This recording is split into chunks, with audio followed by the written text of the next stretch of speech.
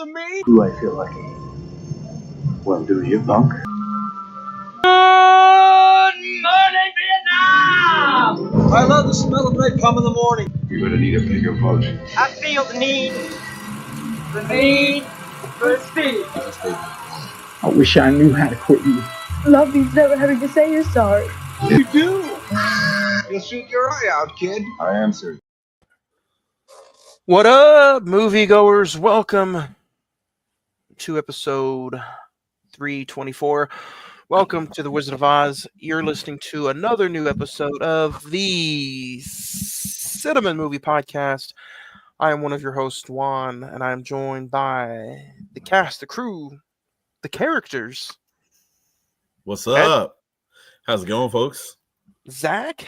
Guess who's back? Good, Man, what a week it's been, guys. The month of November is already almost over. Zach, it's been a minute. How since we've seen you, talked to you, how's everything been? It's been pretty good. Can't really complain. There's just trying to get a bunch of stuff done right before the year. Feels like we only have, I feel like we only have like 5 weeks left of the year, and that's it. I mean, We do. crazy enough.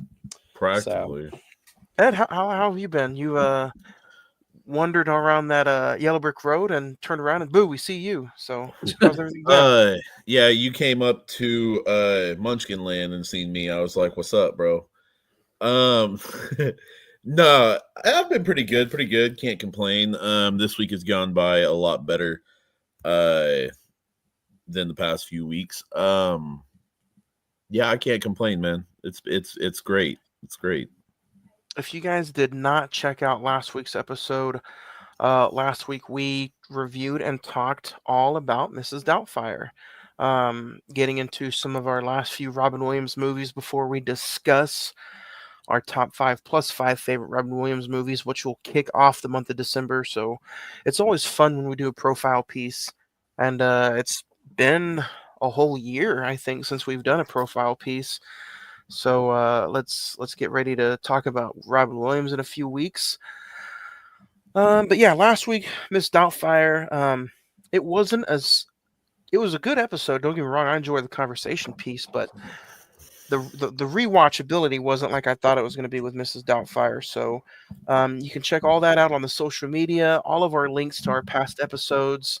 Check us out, social media. Ed, how do they find us on social media? Too easy. Facebook.com/The Cine-Men Movie Podcast. That is TheCineMenMoviepodcast.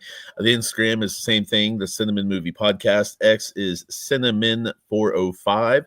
Email at cinemen921@gmail.com. Please send us any thoughts, recommendations, or anything that you want to kind of throw in the ring with what we do, those top 5s or anything like that. We love it. We love to hear about it. We love to hear from you.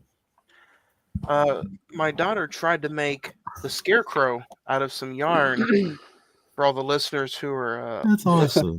listening There you go. audio wise. It's kind of creepy looking, don't get me wrong. Is it our cameo for the episode? That's our cameo for the episode. But anyway, if you guys are watching us on YouTube, we are on Imisawa Productions YouTube channel.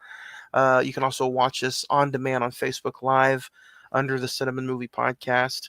Or if you want to check us out on a network, we are on www.prescribedfilms.com. There you can check out a bunch of cool other podcasts, Attack of the Killer podcast, The Movie Defenders, and yours truly. So huge lineup of podcasts on that network. Go check them out, the PFPN. So yeah, we'll get into that in a little bit. But before we do, let's get into some recent watches and recommendations. Ed, we can start with you, man. Have you checked out anything that you want to recommend? If not, you can just say pass. I've been checking out a show. Well, okay, so I've been still going on Dragon Age Veilguard. Still playing that. Loving it so far. It reminds me of the first 2 quite a bit with a dash of Inquisition in there. For all my Dragon Age fans, you'll know what I'm talking about. Now, on the other side, of course, Wizard of Oz, but I also checked. I've been watching this series with my wife that's called Evil. Oh yeah. It was on CBS. It was on CBS, but Paramount, jumped to Paramount. Yep. Netflix. It's on Netflix. Well, was it? Are you talking about the CBS show that was on CBS but jumped back to Paramount Plus or something like that? 1 second, let me confirm. It is on Netflix and Paramount, actually. So yes, but basically about a forensic analyst. She does psychology and all that. Yeah. As well as a priest and a tech geek. Pretty much they're going around and solving mysterious cases such as miracles, possessions, different stuff like that. And their job is to debunk these things or see if it's a real live one. So yeah, it's a fun little series if you enjoy that. It delves into a lot. I can imagine on some people it would push boundaries they're comfortable with for sure. My wife, has watched it, so I'm catching up. Nice. But yeah. Zach, what about you, man? Would you check down anything that you want to recently recommend? Yeah, I'm just gonna rapid fire through these, and we can talk about them if you want. Since we did our episode on Joker earlier in October, checked out the Salem's Lot remake on Max. Nice. We Live in Time, Saturday Night, Smile 2, Daddy-O, and then Venom: The Last Dance, Trap, that's now streaming on Max.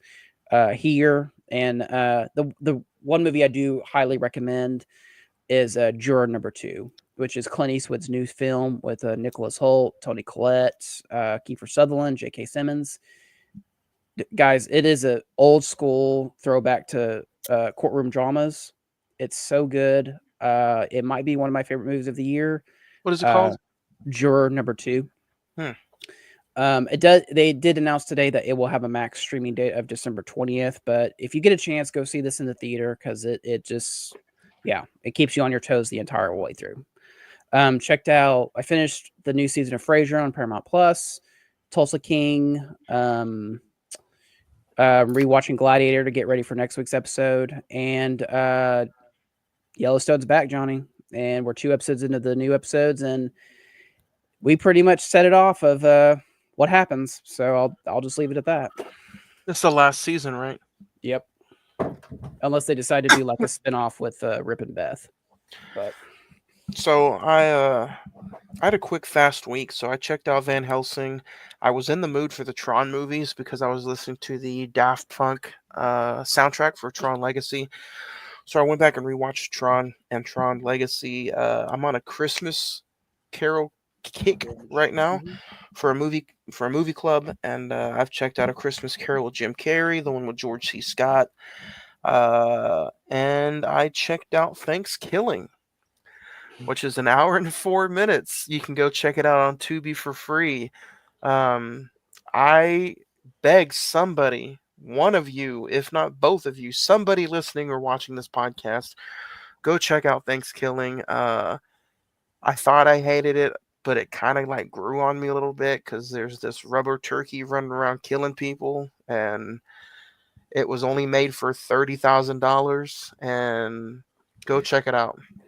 Why do I get the feeling that's not a movie that you picked to review?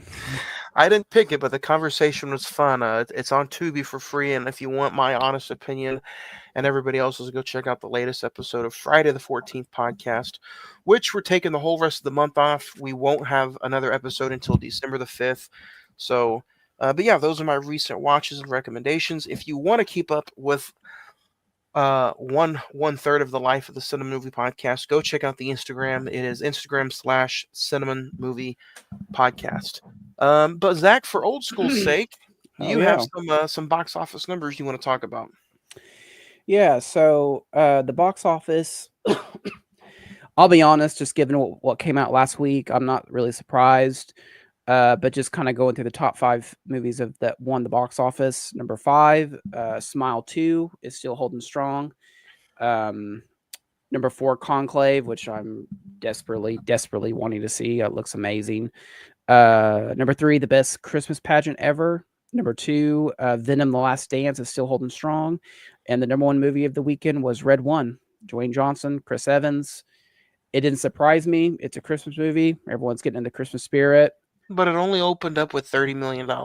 Yeah, it didn't do so well as they were projecting, but And it's going to fall hard the next 3 weeks. oh, dude, this weekend with Wicked and Gladiator 2, I'll be surprised if it's even. It'll probably be in the top 3, top 5 at least. But yeah, I'm why they didn't release this in December, a little bit closer to Christmas. I don't know, but it is what it is.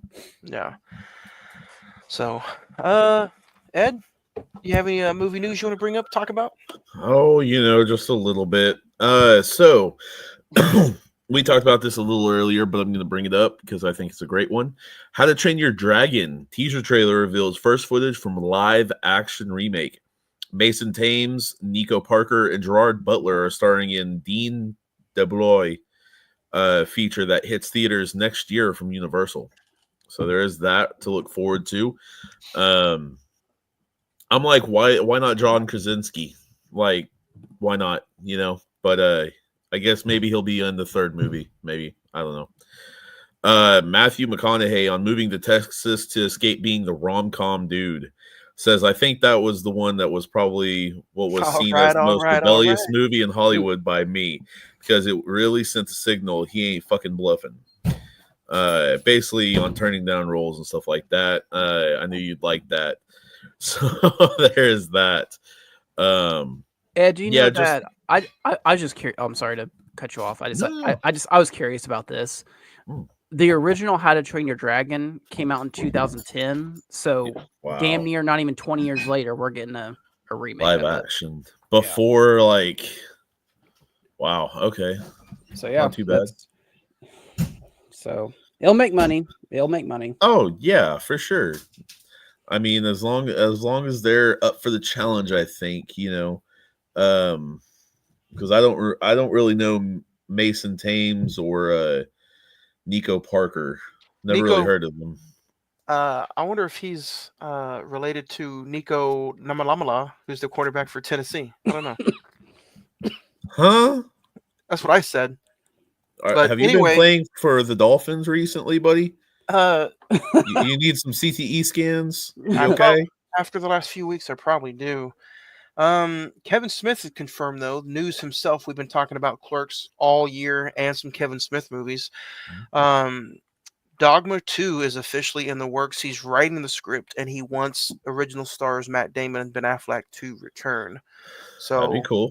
Nothing concrete. Just because he's writing a script doesn't mean a movie will come of it. But Dogma is certainly one of those movies that is beloved by many. It's actually out of print, so if you have a physical copy, like I do, it's going for like $100 right now. So there's just one actor he can't bring back, of course, in Alan Rickman or Chris Rock. Oh, no, he can bring back Chris Rock.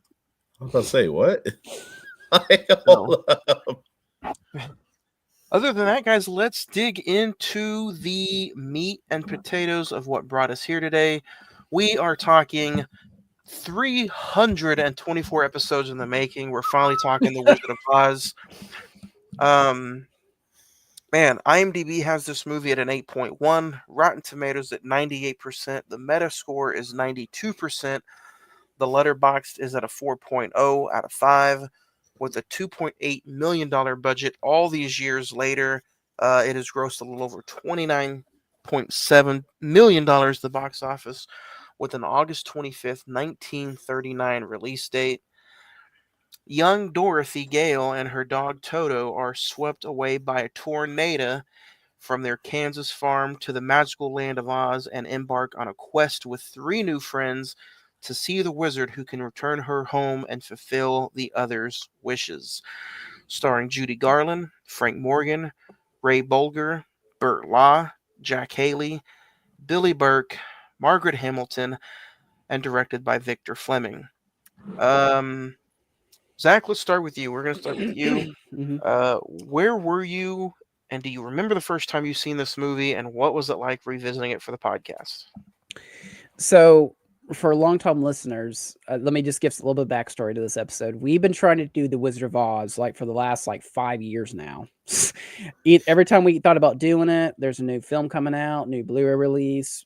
Listener said, "Hey, let's do something else." Wicked is coming out this weekend, so it's like the perfect time. We matched it perfectly. So here's the episode. And this wasn't even an original episode this year. Yeah, that's true. So if we didn't do it then, it's probably never going to happen, to be honest. I'll be honest with you guys. When I was young, I absolutely hated this movie. I had no interest in watching it. It just bore the hell out of me. Every time I was at daycare and they put it on, I was doing something else. It probably wasn't until probably middle school or high school where I actually, no, really younger than that, probably late elementary school, where I learned to appreciate it. My grandmother bought me the VHS. I still have that VHS somewhere around here. And I loved it. Once I watched it, I loved it. And the VHS actually had like a special behind the scenes look at the end of the movie. But since then, yeah, I wouldn't say it's one of my favorite movies ever made, but it's definitely one that I appreciate and I always go back to. Plus, it has a very nice box set. And Johnny, I see the 4K version over there by your shoulder. But yeah, I have that box set. I also have, I have the 4K. But yeah, overall, it's a classic, and can't wait to talk about it with you guys. What about you guys? Well, the first time this movie was put in front of my face, it was forced upon like some of the all other older movies that I've always had to watch. I'd probably agree with you, Zach. It wasn't necessarily a favorite or the hand-picked movie, but it's just been played and played and played. VHS, DVD, 3 or 4 different Blu-rays, and now a 4K. So it's one of those movies that if I want to watch an instant classic, I don't pull it immediately, but it's movies like this that make good with sharing with the family. Like now my daughter's obsessed with The Wizard of Oz. She's been Dorothy a few times for Halloween. Nice. She's obsessed with it as well. So, but for the recent watch, I kind of was like, I know why this is a classic. I know it's a good movie, but to me, it was honestly background noise today. So, what about you, Ed? Man, I was younger. I'd say middle school or slightly younger age.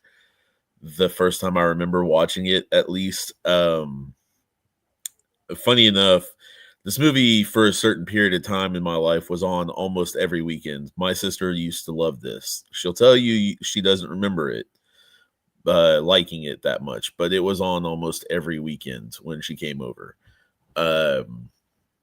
I liked it. It was like y'all have said, it wasn't like a handpicked, this is mine, I'm gonna watch this every week or something like that. It wasn't like that. I'd watch it, but it was all right. But I've come to appreciate some of the details of it and some of the classic. Where do I sign up for that? Where do I sign up? But it's one of those things that grows on you with time, what you learn, different things like that. The realization of how much went into this movie and how much they did on this movie and how much it opened up things. Oh, yeah. You know? So, yeah. So let's talk about it because this, my bad, before I get started with the questions on the conversation pieces, it's like, how do we take a movie that we all 3 or 4, if Jay was here, and if we've seen over 10 times, we've all listened to the soundtrack over, the same amount of times. How do we take a movie like that and break it down and just have a conversation piece about it? And I was like, we could spend hours talking about this movie and still probably not do it justice. But I think this is one of those movies that even though we've seen countless renditions of, whether it be a sci-fi made-for-TV episode or whether it be a prequel put out by, Disney or Fox, or a sequel that's put out by Disney and, it's set to make now probably $1 billion. Yep. every story they can kind of continue to make around the movie, side of the movie, before and after. I have to appreciate 80 plus years, and we still have not had an actual remake of this movie. Yeah. And I think that is what makes movies a timeless classic. What do you guys Yeah. think? I agree. You know, this movie turns 91 years old this year. And the fact that we're almost at its 100th anniversary, which I'm sure they'll do like an awesome, like, theatrical release or something like that. I hope so. You know, there's something about this that I agree with you, Johnny. It's classic, but it's also just something timeless about it. There's just something like another 100 years from now where our kids are watching this and think, wow, there's something innocent about it. You know, there's something about watching Dorothy go from black and white to Technicolor. It still works at 91 years later. I don't know what it is. Maybe it's just the way it was made. I will say this before Yeah. we get going and all that, before you finish that. Yeah. Think about that for a second. I don't know which movie was the first one to actually go to color, but think of that shit right there. If you've never Yeah. seen a color movie and it's always been black and white, Yeah. and all that good stuff, think think- about how mind-blowing that shit is just to see that world open up. That's just like, holy crap. I think The Wizard of Oz was the first to go from black and white to color in the same movie. It was the first one to go black and white to color, but on one of the documentaries, it was like by that point in time, it was like the 6th film to have color in the film. And you can even look at it this way. Even years later, there's been movies that were made black and white and then eventually turned into color. Yeah. But I mean, you've got so much on this that does deal on color that, the Emerald City, the Yellow Brick Road, the Ruby Red Slippers. Those are just three. The Green Witch. Yeah. The Green Witch, the face paint of the Green Witch, the Tin Man, and I mean, that's kind of but at the same time, there's so many different things that are pointing specifically at color. Well, happen. Yeah, and you pointed on it big time, the Emerald City, when all the horses were different colors, and they're shining them up real nice, turning them sideways, all that good stuff. No, I'm just kidding. I see you. All right, sorry about that. Go ahead. No. All those are completely valid points. I mean, I really didn't know. Well, I shouldn't say that. I didn't appreciate how much color plays a role into this film. Like, it is astounding. Just like all we grew up in that, though. Yeah, that's true. We grew up colored films and all this and that, visual effects. The visual effects to this day, the tornado sequence alone is still, like, how they pulled that off is actually quite astonishing, to be honest. Explain. Dude, how it's a mixture of practical and rear view projection. Like, Judy Garland was on stage where the farmland is, and they was able to create like a sock type tornado type thing, and where it could move the way it does like a real tornado, and they just shot that on a screen in front of her, so it just looks like she's going towards a tornado. So it's just rear view projection. So just like, yeah, it's just we're gonna get into visual effects here in a minute, but just I was waiting for one of the farmers to be like, "It's the extreme." Yeah, stupid. Or if you feel it, chase it. Or I mean, Dorothy could have said, "It's the stuck zone." Yeah.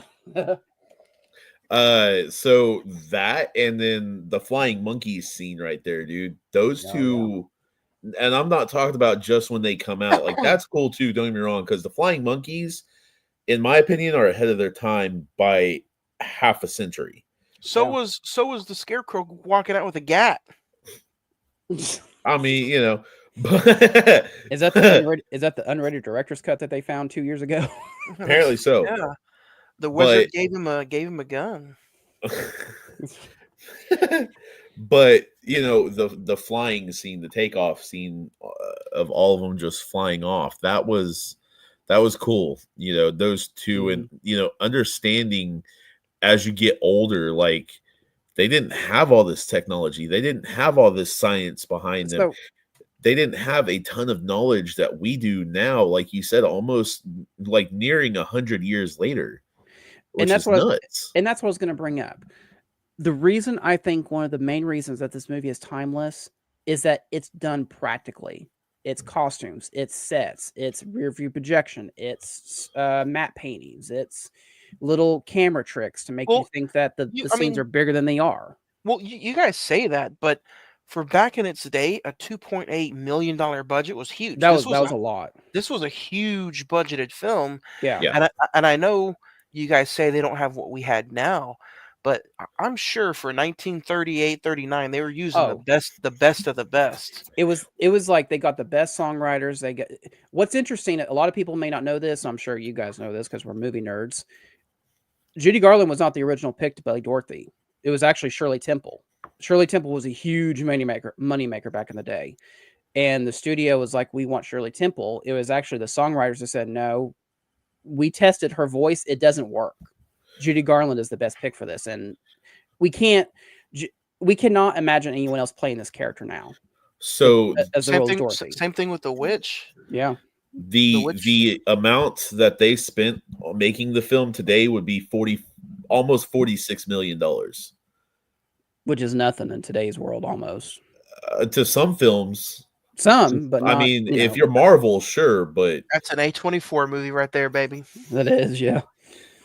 But I mean, even knowing, they had all that different stuff going for them back then as far as that time frame, it still resonates today as an amazing venture, an amazing use of items. Not to mention how this movie has so much of an impact on today's film, society. With the movie lines, the music, the characters, the world of The Wizard of Oz. I mean, you guys didn't think I was going to not talk about an A24 movie, right? But the girth of the girthiness of this movie is astounding. Pearl using almost an exact scene of Pearl and the Scarecrow having a little intimate moment together.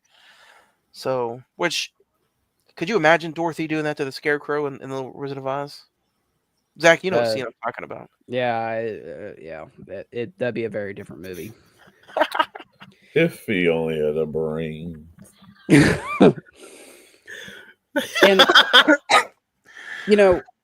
but something about it is just, it's just so awesome to know that, like, this wasn't made by computers, Don't get me wrong, Wicked does look beautiful, and I'm sure it's going to be a good movie, but 80% of that movie is done through a computer CGI. All the Wizard of Oz, the classic, is done by hand. There's just something.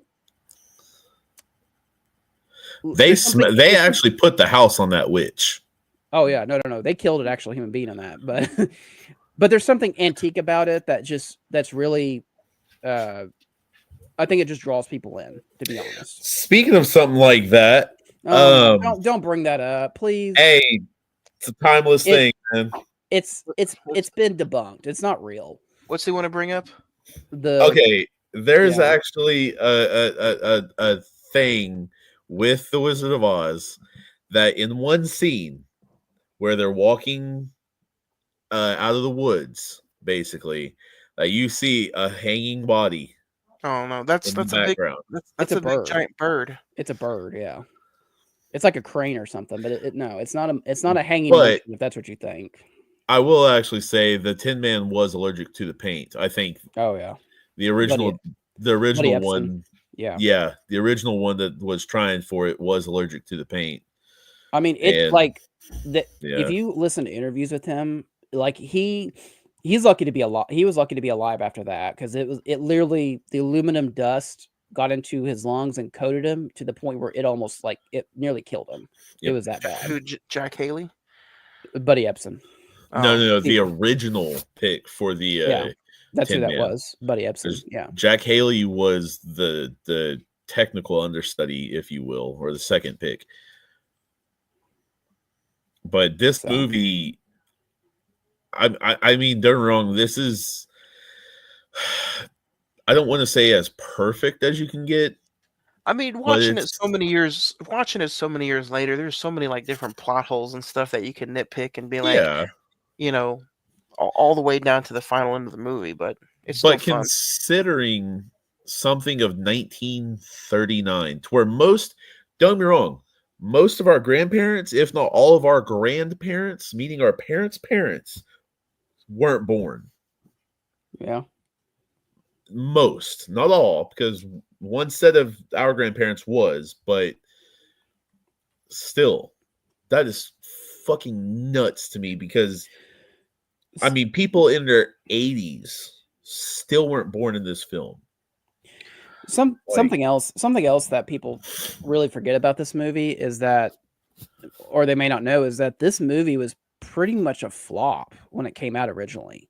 It didn't hardly didn't make any money, and one of the biggest reasons was that 2 weeks after its release, Hitler started to invade Europe, and Yep. so Oh, it was shit. kind of like Completely different Yeah. answer than what I was gonna say. no, it wasn't because of Gone with the Wind, but no, Yeah. it was a political situation. Yeah, literally. And so That's when the Second World War started. really the reason I think one of the biggest reasons this movie is a classic is because of the CBS TV premiere in the 50s. My mom actually remembers seeing that like on a yearly basis to the point where like if you didn't catch it on Thanksgiving or whenever they aired it, you had to wait a whole nother year. There was no streaming, there was no television. Well, there was television, but there was no like instant demand where there was a You could buy Blu-ray or you buy it whatever. on like Laserdisc or VHS or no? Not And until not till the Laser 80s. disc, I think, yeah, was Not till like the late 80s. 70s 80s. or early 80s. Yeah. So I was gonna ask, why did this movie was everybody is like, especially nowadays, if you can't check it on streaming, they're like, it's still a Thanksgiving movie played on TNT. Yeah. Why was that just a random movie that they decided to pick for Thanksgiving week? They don't really, I think because it kind of like felt like it by that point in the late 50s, like it had kind of been forgotten a little bit. And so the studio kind of wanted to say, hey, let's reintroduce it to the world. And so television was a brand new instrument where people could access things. And so let's put it on network television. And so yeah, and so like on a yearly daily basis, it was a huge deal. Like it's kind of astonishing. And almost to the point where in today's world, like seeing the premiere of Game of Thrones when it was like huge, like if you missed out, then you're just out of the know. That's like how big it was. I was gonna ask. I'm sitting here looking at some of the numbers, and it is kind of astonishing that with all the re-releases they've ever done, with how many times it's been re-released back in theaters, I'm still kind of shocked that the total box office from 1939 to now is still just $30 million. Yeah, I would agree with that. I'm kind of surprised by that. Because that's just not a number from that time period. That's from 1939 all the way to now, if I'm not mistaken. Yeah.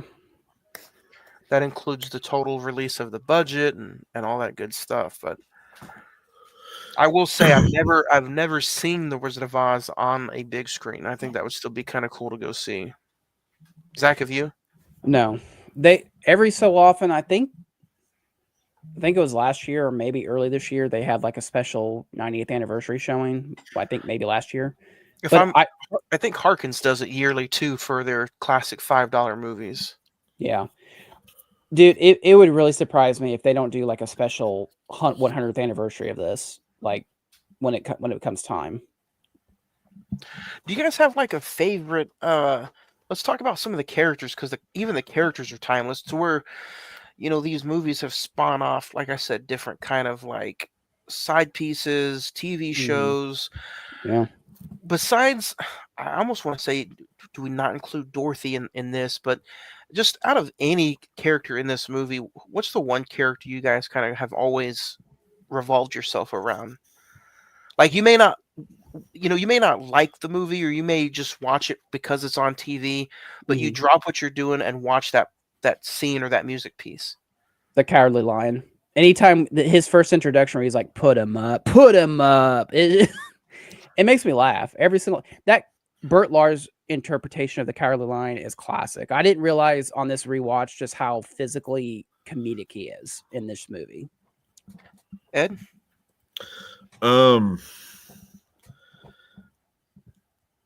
I would I know it's kind of stupid and all that stuff, but I would probably say the Munchkins were always my favorite, especially those three.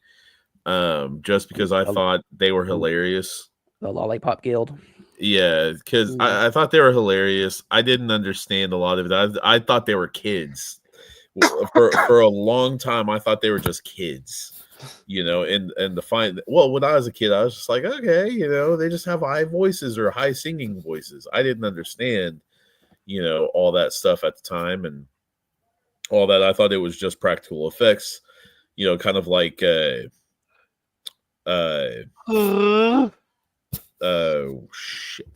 I was hoping to see the Wicked Witch just Sparta kick one of them little bastards off the, just to where one of them go tumbling down or something. But if I couldn't say one of them, I'd say the Wicked Witch, honestly. Well, Johnny, this movie was initially 2 hours long, and the studio had to cut it down to 1 hour and 40. So there may be a Sparta munching kick scene that has not been found yet. Going through this whole thing, and like I was sitting there, thinking about who I was going to pick, and I think I want to lean towards the Wicked Witch because it's just she's so iconic, and they even all these years later. I haven't seen the new one. I haven't seen Wicked. I think Zach, help me out with a name here. Cynthia Erivo. Do I think Cynthia Erivo is going to do a great job? I think she is, but even all these years later, they still haven't found somebody to be the perfect witch in any adaptation they do. You know what I mean? Yeah. What was that? Who played the Wicked Witch in that? James Frank? Was it Mila Kunis? Mila in Kunis. The Oz Great, the Powerful. Yeah. I think James Franco did a phenomenal job as the wizard. Yeah. And the scenes were good. Was Michelle Williams? Wasn't she Glenda? She was supposed to be Glenda. Yeah. Yeah. So the Good Witch. Yeah, but I think I'm gonna lean towards the Scarecrow. I think he's always been my favorite. I like his songs. He's afraid of nothing except for fire. So, like a good man should be, right? Yeah. Nothing can take me down. So this movie He doesn't have brains because he's always following. Yeah. Never mind. 1, 2, 3. So this movie was nominated for 6 Oscars, and it won 3. It won Best Original Song, Best Original Score, and they had way back in the day they had a category called Academy Juvenile Awards that Judy Garland won.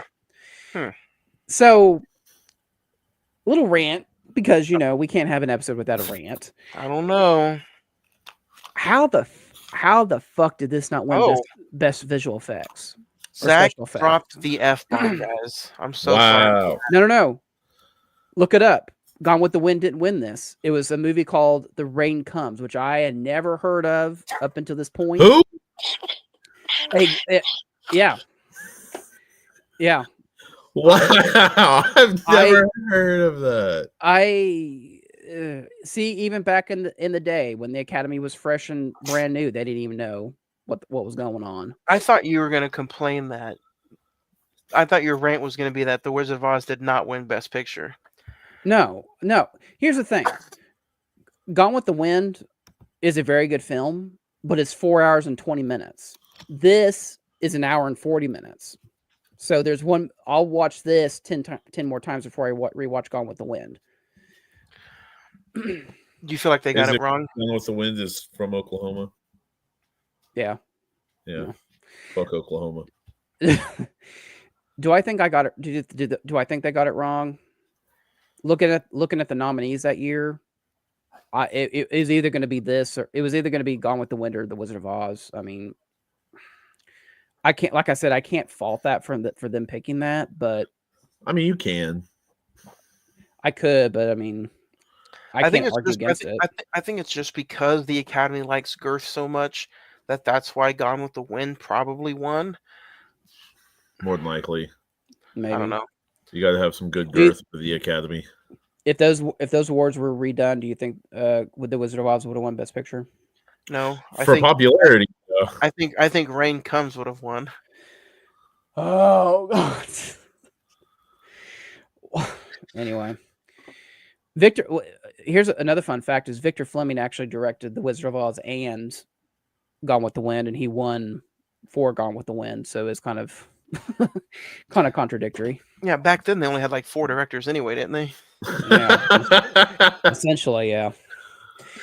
What do you we could talk about this movie all day long, but the first thing I wrote down in my notes is legacy.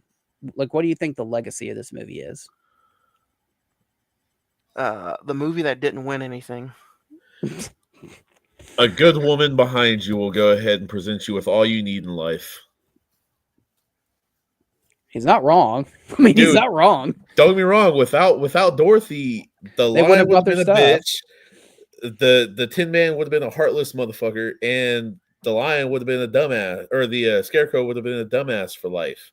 The Wizard would have still been a fraud years later. If the girl just stayed out of hot gossip and looked down at her shoes, she would have been home seconds after getting to Oz. I mean, look, this would literally be a 17-minute movie. Yeah, seconds after that witch was like, "Let me get them shoes, cuh." She just looked down. Those shoes is tight, cuh. Let me run that shit. There's no place like home. So that's actually a running joke for a few old friends of mine and my wife's. Well, going through basic training, you click the back of your heels and all that stuff, kind of to make sure your information correctly and all that, add attention and all that good stuff correctly.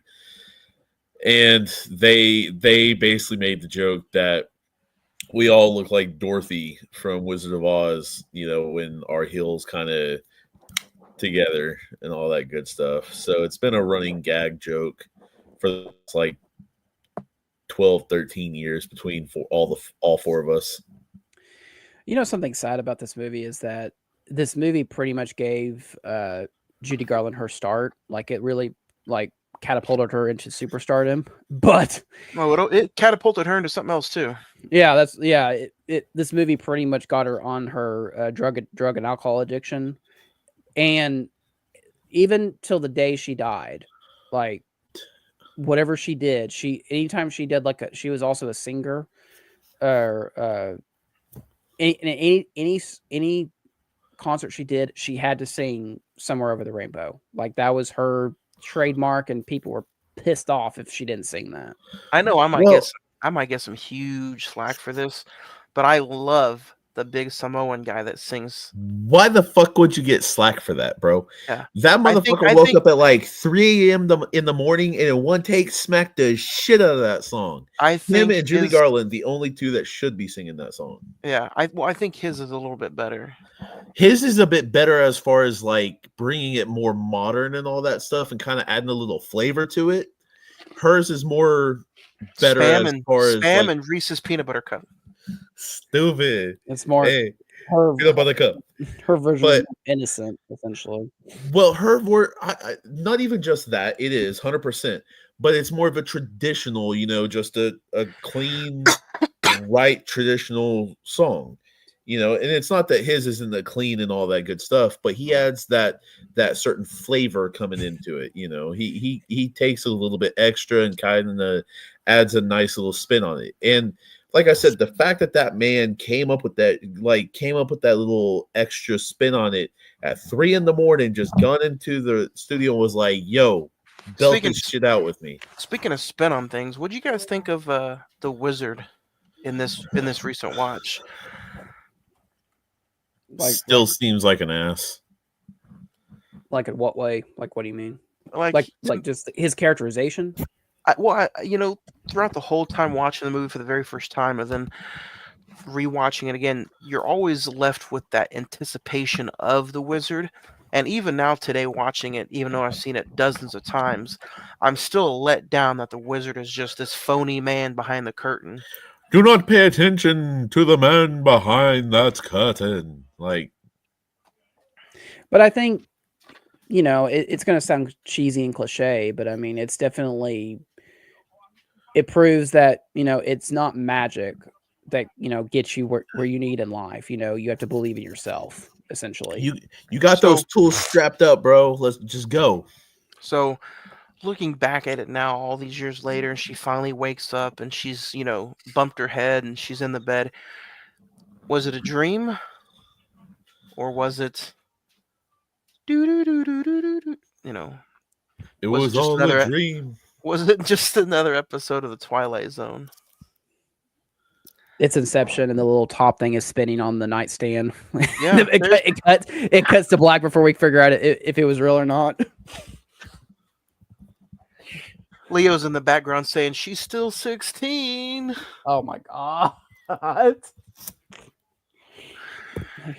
Only we could turn the Wizard of Oz episode into a Leonardo DiCaprio segment. That's what you get with the Cine-Men Movie Podcast. So Yeah. We love it. Other professions know how to strip, other professions. Other professions know how to click those heels together too. Jesus Christ. I would like to say that the music is also timeless. We didn't touch a lot on the music. If you guys had to pick a favorite song from this musical, what would your favorite song be? Come on. Excluding Somewhere Over the Rainbow. Maybe it's not. Maybe that song's overrated. No, who thinks that's overrated? First off, I'm just saying. Like I said, I was a huge Scarecrow fan. Helen So Keller. when he sings his first Scarecrow song, that's my favorite song of the movie. And the ending credits. If I Only Had a Brain. Yeah, because I don't have a brain. Well, yeah, but yeah, And the ending credits song. If excluding Somewhere Over the Rainbow is probably the Scarecrow song. Yeah. Follow the Yellow Brick Road. I mean, if I'm gonna go ahead and go with any of the songs on that particular piece, I'm gonna go with Crazy Train. Crazy Train on the Blizzard of Oz was really, really good. No, Yeah. Wizard of Oz, not the Blizzard of Oz. Oh shit. I thought we were doing the Blizzard of Oz from Ozzy. Nah, man. Ding Dong, The Witch is Dead, or Follow the Yellow Brick Road are the only two that really, really, really kind of pop out. In my eyes, at least, because everybody knows, follow the yellow brick road, and shit like that. But the Ding Dong, the witch is dead, the wicked witch, go from there. Like, everybody knows those two songs if you're not including Somewhere Over the Rainbow. Yes. I also have I was just gonna say, as you were naming your song, if there's anybody watching or listening, please comment, find us on social media, send us an email. Send me an email at cinemen921@gmail.com. If you don't like sending emails, that's fine. But for this one and only episode, please do me a favor. Send an email on why you haven't seen this movie. If you haven't seen this movie, I want to know, and maybe the reason behind it. Or I really want to know why. I want to know if it's maybe against the religion belief. I want to know if it's just it was your grandmother's favorite movie and you've never seen it because of that, and it brings back the feels. I really want to know what is maybe one of the main reasons you haven't seen this movie. And then Zach will scream and yell at you for 10 minutes on the next week's episode. No, do you think that's how many people do you think have not actually seen this movie? Legitly. As the years go older and the decades go longer, I think more people, because the people who grew up with this movie and have seen it in their middle age are dying off. Yeah. So I think this movie, maybe 5 or 6 years from now, or even 10 years from now, less people would have seen this movie than the original Fast and Furious. If you sit there and think of it that way. Yes, but at the same time, this is, the Fast and the Furious. If it's, I don't know is this on Disney Plus? If this is on Disney Plus, it's on Max. Oh. It is on Max. So maybe that's different, but I don't know. And Hulu. As it gets older, I just think people our age or younger will not go out of their way to see a movie from the 30s. I think our age, yes, but I think I- once it gets down to mid-20s, I know probably people. not. I know people our age that won't see movies past like 2000 because they don't want to watch anything older. So, I don't even know what to say to that, but yeah. but let's go off and name some favorite scenes. Ed, go first. I would go ahead and say it's a couple, man. It's once they finally get to the Munchkin Village, or once they get to the part where they get to the Wicked Witch's castle and stuff like that. I think those are cool. You know, just those are two that have always stuck in my head as a little kid for the past 20 some odd years, quarter century plus. So saying that, just one scene and all that stuff, I don't think just does it justice, if that makes sense. Yeah, makes sense. That's fair. If I had to go with a favorite scene, I would think I like when she picks up the scarecrow and the scene where they're getting the asbestos thrown on them when they're in the what? the asbestos, snow. the snow. Oh, the poppy field scene. Yeah, the poppy field scene is pretty good. Asbestos. That's what that is. Yeah. So, and then when they get touched up, when they get their hair all nice and combed and they get all prettied and twisted up and turned sideways. So, Zach, what about you? Do you have a favorite scene?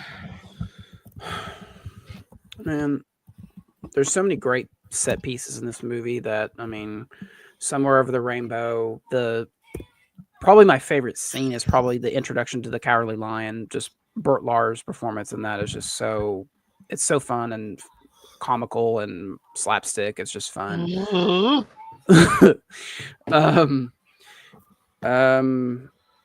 They definitely honestly, work cartoony. them defeating the Wicked Witch at the end with just using water. I'm melting. That's also great. Just like the ending of Signs. It is like just like the ending of The Water Boy. It's all they needed was some good water. I never thought in a million years I would hear The Wizard of Oz and The Water Boy in the same sentence, but I'm glad we got that. You're welcome. I got you. So, but yeah, I'm going to be honest with you. Like, if I had to pick a favorite scene, it's probably the introduction of the Cowardly Lion. But it's really hard to separate just one particular scene from this movie because the whole thing is just. It really is a well done film. For a 1939 film. So. We could even mention the scene where she goes and opens the door and goes into Oz. Oh, that from black and white color. I know we got to wrap up, but like that scene right there, I didn't know. Like when the Dorothy goes to the door to open the door, that's actually Judy Garland's stunt double, and the set's black and white. The outfit's like a carbon copy made in black and white. She goes out of frame, hands Toto to the real Judy Garland, and she steps on stage, and the Technicolor and the set and everything, and the real outfit. That was a really well done. Johnny, have you seen any of the special features on the big Blu-ray box set? No, I have not. There's like fucking 5+ hours of it on there, so it keep you busy. I didn't even name when I did the cast. I'm sorry, but I didn't name Terry. Was the little Toto. dog who played Toto. That dog actually had like a 28-year long career in Warner Brothers. Like, believe it or not, that's that not dog. even, Jesus, that dog was treated better than Judy Garland. I'm sad to say yes. We represent the lollipop guild, the lollipop. Ed's gonna have some fun tonight with those munchkins.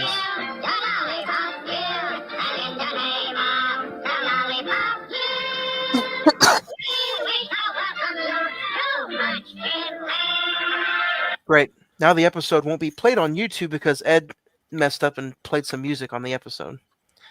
So, anyway,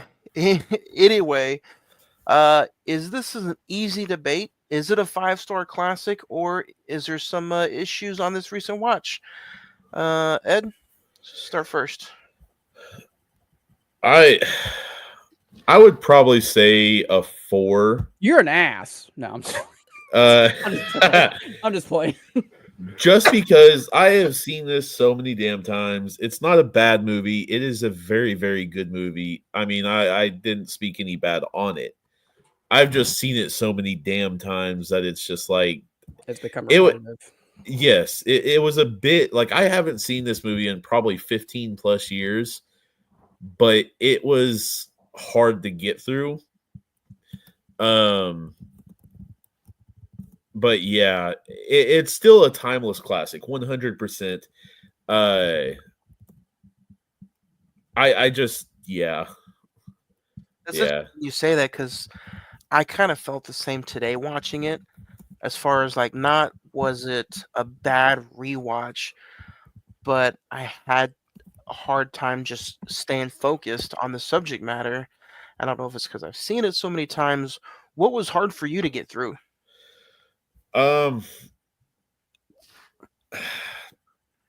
Just that I've just seen it so many damn times. That's all. That's it, man. You could do like a play-by-play of how everything goes. You've seen it that Yeah. much. I mean, they're wrong. Like, I didn't need, like, there was a few scenes that I needed a little bit of re-updated on, I guess, because you know how it's been like 10 years and you're like, holy shit, I forgot that this happened there and that happened there and that happened before that. Hold on, that kind of thing. Yeah. But see, I'm kind of the same way with like The Godfather, Titanic, like The Godfather. I can sit there and see that movie back to back times, and I'm still like at the end of the movie, like, yes, kiss his ring. That's all you, Godfather. Like that. The ending of that movie hypes me up. Some of the music in that scene, in those scenes, hyped me up. I didn't get any kind of like, let's go, Dorothy. I didn't get any kind of hyped up with The Wizard of Oz in this watch. I was just like, it's there.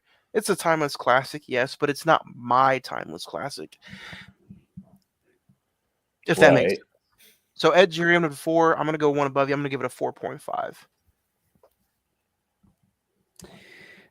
It's a 5. I mean, it's a 5 for me. I think this is a masterpiece of a film. I think, it deserves all the accolades, all the legacy that it's built for itself in the last 91 years. It'll be interested to see. I'm really interested to see how Wicked does this weekend.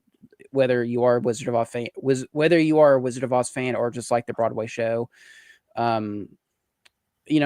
Wicked would not exist without the Wizard of Oz. I mean, I think all 3 of us can agree on that. So, let's do some estimates before we get out of here. I estimate that Wicked gets $75 million this weekend. I'm gonna go a little bit higher. I think it's gonna make 100 million. I don't know if they'll outdo a Gladiator 2, or maybe Wicked outdoes Gladiator 2. I don't know, but it's definitely gonna outdo Gladiator 2. But it's a 3-hour movie. Yeah, and I don't know if witches and magic can be seen in every theater across the country and across the world. So that's why I'm going 75. Y'all gonna hate me. I'm gonna do 50. You think it's only gonna take 50? It's only gonna make 50 million its opening weekend? Yeah. What? Just because you don't think people? You don't think the hype is people are hyped for it, or you just think just because of the runtime they only can show so many showings? A few different like that, but at the same time, like you've got Thanksgiving next week, you've got Black Friday next week. Moana, a lot of people want to save. A lot of people, you've got Cyber Monday as well after that. So yeah, a lot of people want to spend their money in different ways. What was that? You might want to take the kids to go see Moana 2 next weekend. So yeah, Moana 2, and I mean, yeah, it's a lot. Gladiator 2 for some of the dads. Drop the kids off at Moana 2 and see ya. Next week's episode. No. Speaking of Gladiator 2, that's what we're discussing next week. Gladiator Pedro 2. Pascal, Denzel Washington. I'm really excited for this movie. If you would have told me that the same director was going to do Gladiator 2 24 years later, I probably would have been like, okay, cool. But you put Denzel Washington in there, I'm all for it. Hell yeah. I think this is going to be an interesting watch. I have only seen one small trailer, and I haven't done any rating up on it, or I've stayed away from the reviews as well. So give me the 2-hour and 20-minute movie over the 3-hour Wicked any day of the week. Gladiator 2 next week before we get out of here. So yeah. And then to start off December, we'll be talking about Robin Williams' top 5 plus 5. So any final comments on The Wizard of Oz before we get out of here? I think all of us can agree it's a classic. Go check it out. If you have not seen this, go max it up. Go max it up, It- or you can get this. It's only $14 on Amazon Prime. Or do a little deep dive and find the collectible box set. Deep what? 3D box set. But I mean, if you haven't seen this movie, you've had since 1939 to see this. So, Granted, I was born a couple years after that, but hey, we still made it work. half century, Yeah. 66, almost like 60 years after, whatever. Don't forget, hit us up. Let us know why you haven't seen this if you haven't, and yeah, if you plan on seeing it. So hit us up, man. We're already in the middle of November. Next week, Gladiator Part 2 on another new episode of the Cine-Men Movie Podcast. Hook 'em. Yellow Brick Road.